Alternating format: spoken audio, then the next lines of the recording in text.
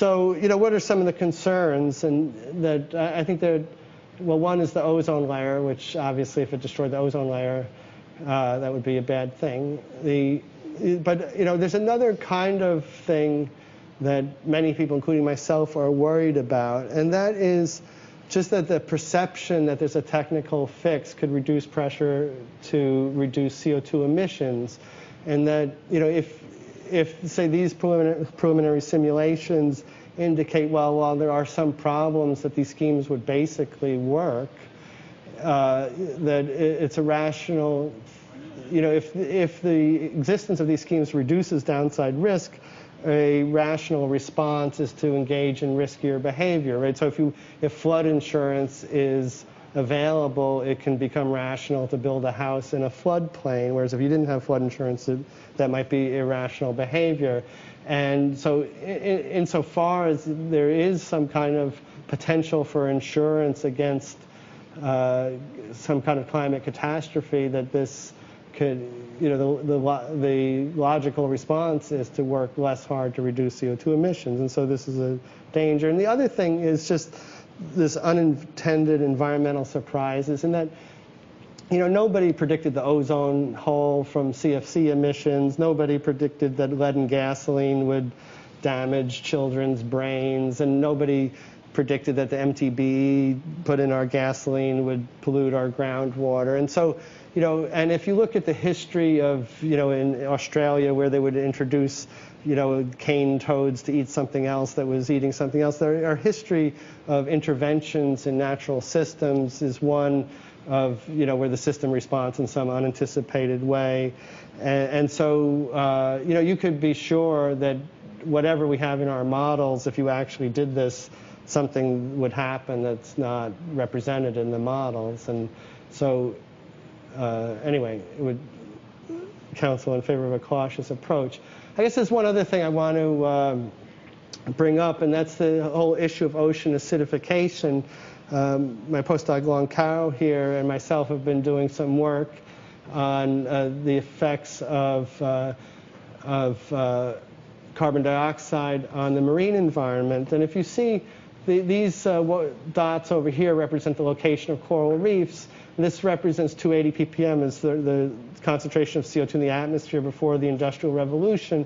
And you can see most of the corals are in this blue zone where aragonite saturation is greater than 4. This is a measure of the chemical potential of the ocean that's helping to drive coral skeletal development. And then there are a few corals in these sort of green colors, like you hear off the coast of Australia, or anyway, in a few places you get some corals in the greens. But basically, by the time you're in the yellows, there's no corals that are able to live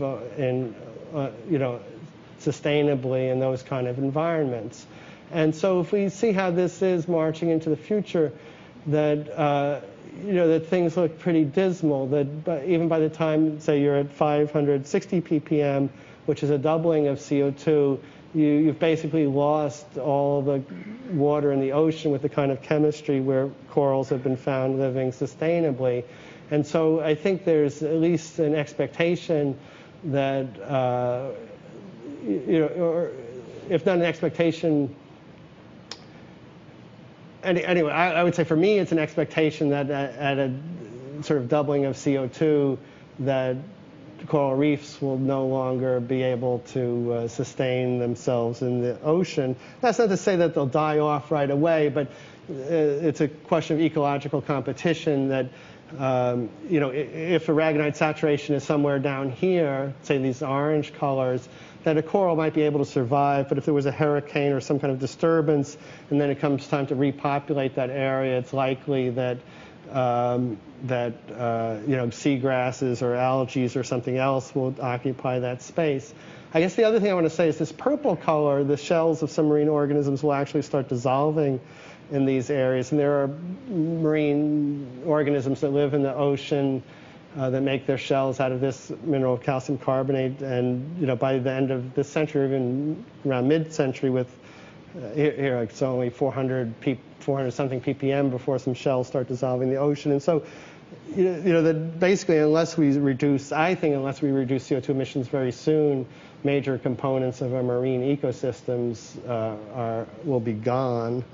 And I don't need to go into these issues, but so the point is that while these geoengineerings might be able to undo some of the negative effects of climate change, there are chemical effects of CO2 that they will do nothing about, and those in themselves, I think, are sufficient reason to reduce CO2 emissions.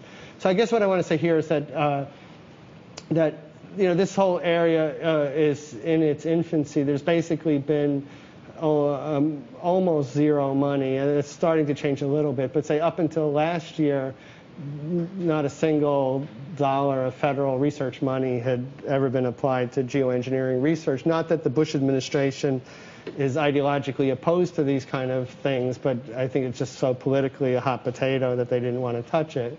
That the preliminary results indicate that a high CO2 world with geoengineering may be more similar to the pre-industrial world than would be a high CO2 world without geoengineering. So it's not saying that a geoengineered world is somehow better than the natural world, but it's not. It seems hard to argue that a high CO2 world with lots of climate change is better than a high CO2 world without lots of climate change. I guess the other conclusion here is that that geoengineering is something that could be deployed rapidly in response to a climate emergency, whereas the emission reduction approaches would take much longer. And that, but the sort of caveat in all this is that the Earth system is notoriously complex, and one can assume that tinkering with it on a global scale will produce unanticipated outcomes, which is pretty scary because, if we do any irreversible damage, there's not much you can do about it.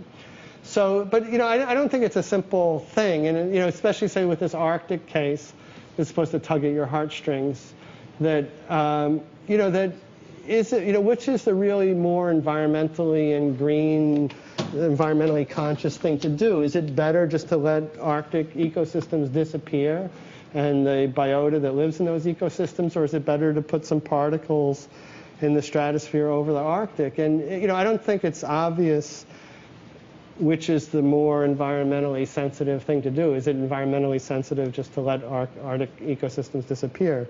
And, obviously it's best to get rid of CO2 emissions, but as my earliest slide showed, we don't seem to be doing that yet.